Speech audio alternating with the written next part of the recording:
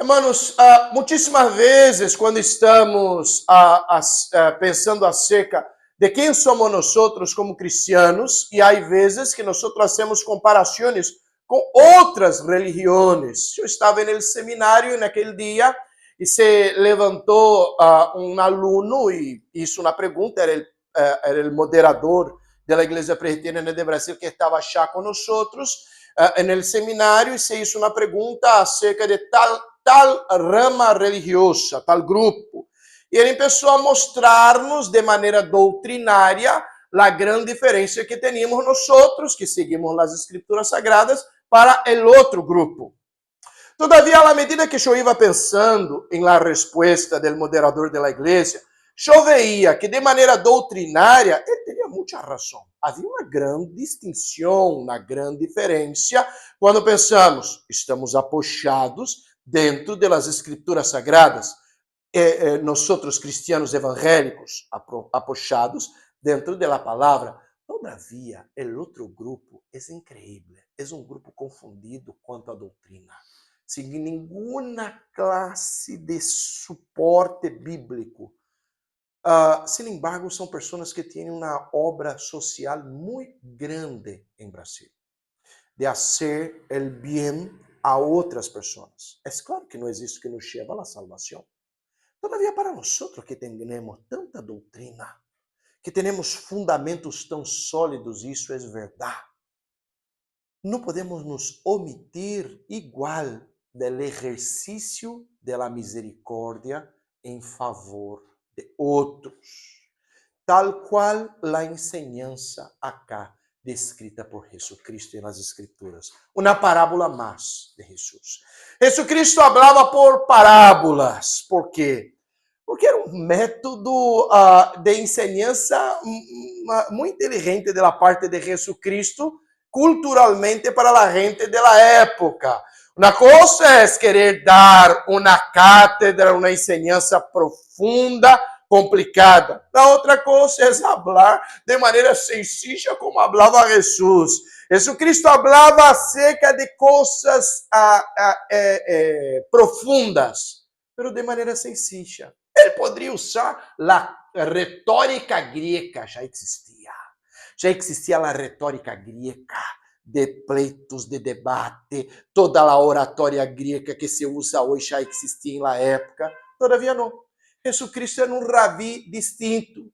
Se assentava com a gente no pasto e começava a ensinar-lhes, incluso através de histórias. A mim me gusta usar muitas ilustrações.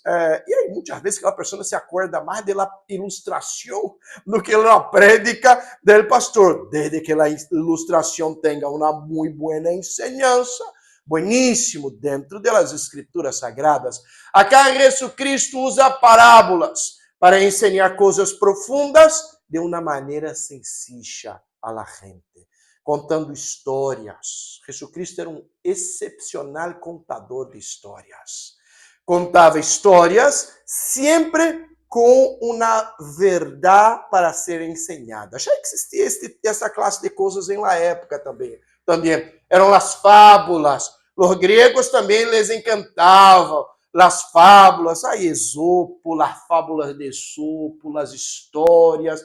E acá Jesucristo, assentado de maneira sencilla ou simples, ensinando a la gente uma bueníssima verdade. Vê que a história começou da seguinte maneira. Vino um intérprete da lei. E haviam os fariseus, haviam os intérpretes da lei, haviam os escribas, que se juzgavam guardianes da doutrina. Nós somos guardianes da palavra de nosso Senhor. E sempre se levantavam os escribas, os intérpretes da lei e os fariseus, para que quizá podiam encontrar uma contradição em Jesus. Mas sabes que os fariseus han sido criados de uma boa maneira. Os fariseus surgiram depois do exílio em Babilônia. A intenção era a preservação da lei, a preservação da enseñança bíblica. E havia muitos partidos judaicos, judios em la época, grupos, denominações dentro da religião judia. Haviam os essênios, haviam os fariseus, sempre um ou outro com uma ideia um tanto distinta. Os fariseus eram muito ortodoxos, todavia, toda essa ortodoxia dos fariseus os levavam a um pecado muito grave, combatido por Jesus. O legalismo. O legalismo é um pecado muito grave, hermano. Quando a pessoa se juzga melhor que as outras. Eu sou tão guardião da palavra, das doutrinas, que todos os outros são péssimos. Eu e minha família somos distintos, mas os outros todos são afuera, apartados da boa doutrina ou da sana doutrina. Isso não é ortodoxia, isso é legalismo. E é um pecado muito sério que necessita ser combatido dentro das escrituras, através das escrituras sagradas. Acá vino um legalista. Quizá vou encontrar uma contradição em Jesus. E vino hasta o autor das escrituras sagradas para perguntar-lhe, o intérprete da lei, Maestro, versículo 25, que cosa, haciendo que cosa heredaré la vida eterna? O Senhor lhe contestou com as escrituras sagradas. Mira, que sempre que nos hacen uma questão, uma dúvida, uma pergunta, eu nunca le vou a dizer, mira, quizá eu penso, eu me imagino. Não, Jesucristo lhe contestou usando as escrituras sagradas. Um resumen de la lei de Deus. Amar a Deus sobre todas as coisas e amar a su prójimo como a si mesmo. E a contestação de Jesus, bueníssima. Um resumen de la lei de Deus, o intérprete de la lei, que vino hasta Jesus para que quizá encontre em Jesus alguma classe de contradição, salió avergonzado. Que isso, quizá agora eu vou encontrar uma contradição em Jesus.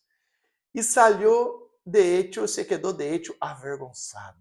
Porque Jesus lhe contestou muito bem. E todas as vezes que venia um ou outro para quizá encontrar uma contradição em Jesus, sempre saliam avergonzados, porque a resposta de Jesus sempre era bíblica e muito inteligente, muito sábia. Pero, para não se quedar tão avergonzado, o muchacho quiso se justificar. E isso uma pergunta muito séria, pertinente. Pertinente é uma palavra em espanhol? Uma pergunta séria, pertinente, que era: quem é mi prójimo? Prójimo, próximo. Prójimo. Quem é mi prójimo? Le perguntou. É uma pergunta relevante, hermanos. Pode ser, pode passar.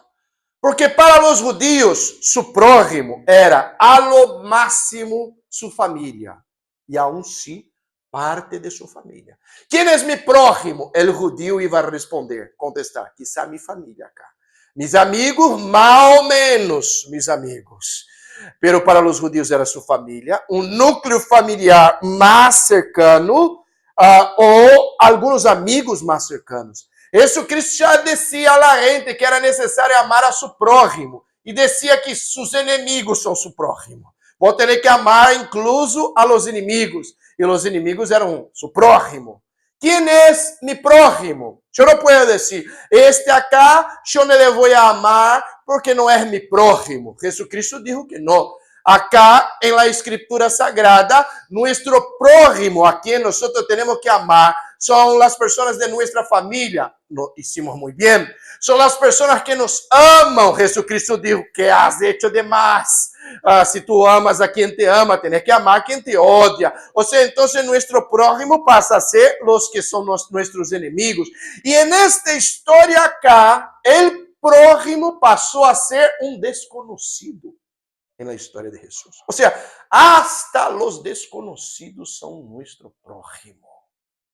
El ejercicio de la misericordia se va a extender más allá de lo que pensamos. Y entonces, en la pregunta hecha por el intérprete de la ley, tenemos una de las más conocidas parábolas de Jesucristo. Ya se va Jesús a enseñarnos lo que es el ejercicio del amor a su prójimo, através de uma linda parábola. Mira, versículo de número 30, e hago alguns destaques. Versículo de número 30. Respondiendo Jesús dijo, un hombre descendía de Jerusalén a Jericó y cayó en manos de ladrones, los cuales le despojaron y heriéndole se fueron, dejándolo medio muerto. O sea, já eram rutas muito perigosas. Pablo, em la carta a los Coríntios, quando havia dito acerca de seu ministério, decía que uma de suas grandes preocupações era caminhar e andar em las rutas del Império Romano. O Império Romano era muito violento e havia muita violência adentro do Império Romano. Nós somos de Latinoamérica, estamos acostumados, irmão. Eu sou de Brasil. Você para na moto seca, eu já me quedo preocupado, tu também, né? Tu escutas um ruído, já te quedas assim. Vamos saber o que é. Não tens ideia de lo que é viver com medo da violência. Qualquer coisa já te preocupa. Nós estamos acostumados, é um continente muito violento e nem é guerra acá neste continente. E pensando então que nesta época também, já era uma época muito violenta, muito violenta. E o homem saiu de Jerusalém hasta Jericó, era Canaã, havia muitos soldados romanos, pero isso não lhe impediu, hermanos, de que cachese é uma palavra, era uma boa expressão, cachese em mano de ladrones. E mira, que eram ladrones violentos. Não só lhe roubaram, como lhe espancaram a este. Espancaram não é uma palavra em espanhol, não é nada que ver. Eram ladrones que lhe golpearam, bueníssimo. Le roubaram e le golpearam com muitíssima violência. A ponto de que o homem se quedou como se estivesse morto. Não lhe bastava roubar. Era necessário golpear al inocente com violência. Não são os tempos de hoje, irmão. Se mata por pouco. Se mata por um celular. Essa semana eu mirava de uma mulher que ha sido muerta, espancada hasta la muerte por 2 homens acá em Montevideo. Salieron del auto e de la nada, era 9 de la mañana. E le espancaram a la mujer e golpearam hasta la muerte la mujer. 9 da manhã em la calle em Montevideo. Pero como? Que violência, que classe de violência é esta? Que tu vas a golpear uma pessoa hasta su muerte. En este punto acá, lo dejaron medio muerto, casi muerto, al costado de la ruta. Y entonces entra en la historia el primer personaje de la historia. Claro que nesta situação acá, hermano, del versículo de número 30, você pode pensar, este acá necessita de auxílio.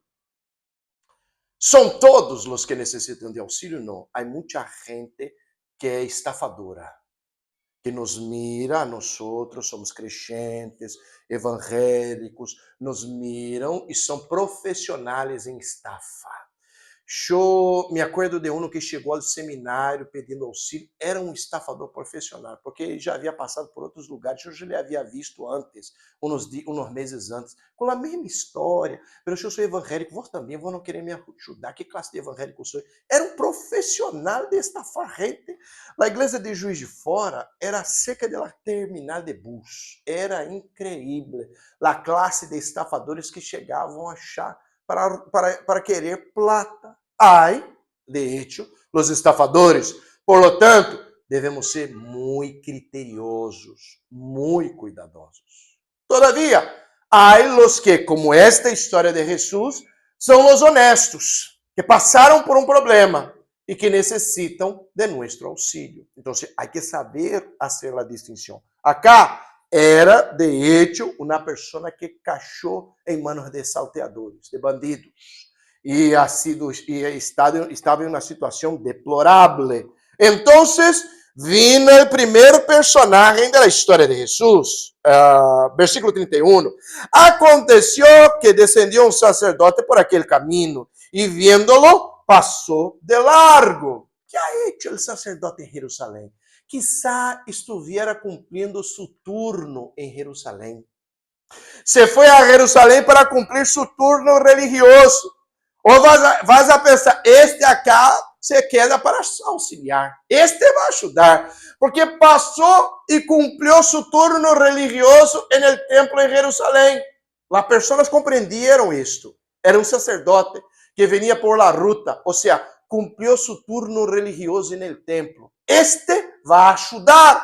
Es un religioso, guardián de la doctrina, lleno de conocimiento acerca de las cosas de nuestro Señor. Todavía, a la hora del ejercicio práctico, lo que se pasó, viéndole, pasó de largo. No es que no le dio, le miró, pero no es mi problema.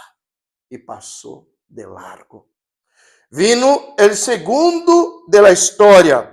Después, versículo 32. Asimismo, un levita, chegando cerca a aquele lugar e viéndolo, igual, passou de largo. Era um levita. Ou seja, não era um sacerdote, pero participava del culto, arreglando las cosas en el culto. Quizá había cantado en el coro, en el servicio del templo. O sea, cumplió todas sus obligaciones religiosas en el culto. Cantó, arregló las cosas allá en el templo, prepararon los sacrificios, preparó los sacrificios junto con los otros levitas. No era de la clase, no era un sacerdote ordenado, pero un levita, quizá con una aspiración futura para ser un sacerdote. Y había pasado por el templo y volvía desde Jerusalén. Y lo que dice la Biblia, pensamos así, ahora viene un levita. E os que estavam escutando a história com Jesus podiam pensar, agora sim, le va a ajudar. É um levita, saiu do templo. Pero não, diz a Bíblia. Se diz que ele passou de largo, nem quiso acercar-se, lo deixou achar, não é mi problema. Hasta que entrou el outro personagem, el héroe de la história de Jesus. E então, versículo de número 33, pero um samaritano que iba de caminho, vino cerca de ele, e viéndole, foi movido a misericórdia.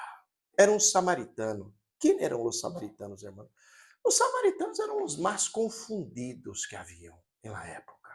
Os samaritanos surgiram quando a Síria invadiu Israel. Quando a Síria invadiu Israel em los tempos del rei Ezequias, havia Israel e Judá. E os de Assíria começaram a meter-lhe achá em la Tierra Santa outros pueblos. E houve uma mescla de pueblos e um sincretismo religioso. Ou seja, os samaritanos adoravam a luna, as estrelas e aún tinham um templo que rivalizava en el monte Getsemani. Getsemani não. Gerizim. Me acordarei até o final. Gerizim. En el monte Gerizim havia um templo que rivalizava com o templo de Jerusalém. Ou seja, eram absolutamente confundidos em todas as coisas. Não tinham doutrina alguma. Não tinham solidez alguma. Confundidos em todo. Pero este acá, al passar por la história, e Jesucristo lo puso de maneira proposital en la história. Vino el samaritano. E el samaritano lo mirou cerca de ele e exercitou a misericórdia. Não era o sacerdote que tendria que exercitar a misericórdia. Não era, por supuesto, o levita que tendria que exercitar a misericórdia. Quem lo ha hecho ha sido el samaritano, hermano. El más confundido de eixos, que não tinha nenhuma classe de doutrina ou firmeza doutrinária. Este se acercou de ele. E mira como ha exercitado a misericórdia, porque o texto disse que ele ha sido, versículo de número 33, movido a misericórdia. Qual é o combustível ou o exercício da misericórdia? Como se exercita a misericórdia? Mira, versículo 34. Acercando-se. Todos os indigentes que vêm acá comer com nós, has visto que nós lhe perguntamos o nome. Qual é seu nome? Ele tem um nome, irmão. Tem um nome, tem uma história. Isso é acercar-se de ele. Qual é tu nome? É uma pessoa. Tem um nome, tem uma história. Sabe quem é? Lo que vino uma vez acá, que sacou foto com nós, que me hizo enviar para sua mamá a foto, porque sei que eu estou tão contente. Eu estava, na verdade, borracho desde ayer, não era nem de hoje. Era desde ayer, desde sábado, eu estava borracho já. Estava tomando uma acá, parou acá, se quedou no culto, sacou foto com nós outros. Mi mamá se vai quedar orgulhosa. Ou seja, ele tem um nome, tem madre, é uma persona. Se tu não te acercas de la persona, como vas saber qual é sua história? Este acá, el samaritano, mirando el hombre achar que se cachou, e vai exercitar a misericórdia. Pero como? Não é como terceirizar a misericórdia. Não é como exercitar a misericórdia de maneira virtual, à distância. Sino que a pessoa esteja muito lejos de nós. Aí, muito bem. Senão, irmão, vos estar cerca, tem que acercar-se de la persona. Mira o que diz o texto bíblico. Se acercou de la persona e então passou a curar ou cuidar de suas heridas. Vendo suas heridas, echando-lhes aceite e vinho. Passou a cuidar de las heridas de la persona com bienes muito preciosos, irmão. Aceite e vinho custava plata. Não era barato. Eram bienes muito preciosos para ele. O aceite era um bem muito precioso e muito caro. O vinho era um bem precioso e caro. Pode ser que o sacerdote tinha vinho e aceite. Pode ser que o levita teria um pouquinho também. Pero ninguno de ellos usou, sino el samaritano. El samaritano echou vino e aceite em la ferida, ou seja, queria sanar, cicatrizar as heridas e começou a cuidar-les com esta proteção natural, aceite e vino. E aí mais, poniéndolo em sua cavalgadura, ou seja, le metió a persona em seu caballo. Ou seja, ele se foi caminhando. Ele se foi caminhando. E o outro se foi em seu cavalo. Ele enfermo estava em seu cavalo e ele se foi caminhando por el caminho. Que grande esforço esse, hermano. Ajudar pessoas requiere de nós que nós gastemos com a pessoa nosso tempo acercándonos das pessoas. Que nós gastemos nossa plata cuidando das pessoas. Não é no que nos sobra. É no que nós temos e requiere de nós esforço físico também para ajudar a las pessoas. Caminhava mientras el hombre se iba arriba e aí entonces le llevou hasta un mesón e se dice acá que le cuidou. Ou seja, nem dormiu, nem se dormiu, porque este homem se quedou moviendo-se, hablando, remendo, justo pensando que dolor que eu estou, todo fracturado. E a Bíblia nos diz que ele passou toda a noite cuidando desta pessoa.